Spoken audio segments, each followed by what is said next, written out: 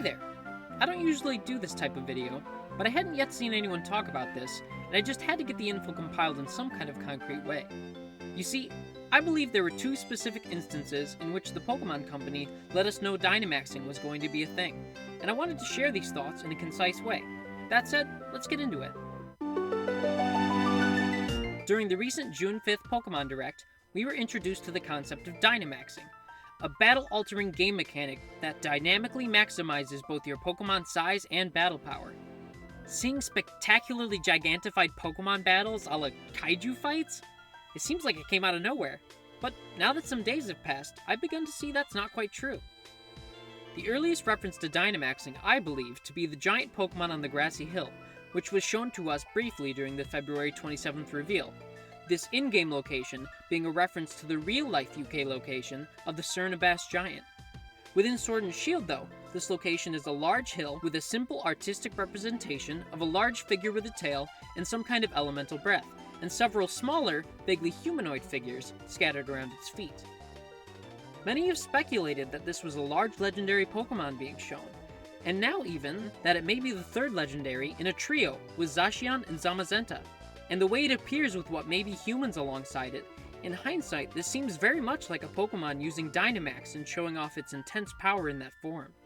Going along with the way Pokemon has structured its lore previously, we can even speculate that this Pokemon is responsible for, or was the first to harness, the Dynamaxing ability. As an extra note, there was a leak from a few weeks back that had most of its info confirmed through the June 5th Direct, and according to that leak, we might be receiving an evil Pokemon named Eternatus as the third legendary in these games. If we interpret the scene on the hill as a giant Pokemon causing destruction with its elemental powers, and the smaller figures as humans running or cowering in fear, then combine that with the cutscene that revealed Zacian and Zamazenta, where the two prepared to team up and fight whatever caused that ominous gust of wind, then a lot of details seem to click together. Maybe, just maybe, the giant Pokemon on the hill is a regular or Dynamaxed evil legendary Pokemon named Eternatus.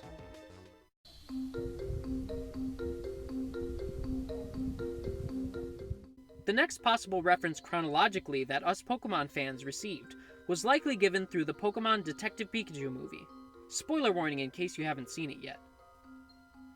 In the second act of this film that had some direct involvement from the Pokemon Company, we see a few Torterra in a biome contained within a Pokemon experimentation laboratory, even though the couple of Torterra within seem to be of normal proportion according to the character's impression of their size. Fast forward a few minutes later to when the characters have escaped the lab and into the surrounding mountainous landscape, and it's revealed to us that the characters are actually standing on giant Torterra that are at least hundreds of times the size of a normal one. After learning about Dynamax, and knowing that Rhyme City is a location that is somewhat based on UK cities, just like the Galar region is UK-based, there seems to be some connection, either intentional or not. Another interesting thing to note is the variety of details surrounding the professor of the Galar region, Professor Magnolia. We see shots from inside her home/laboratory, and the place is full of nature.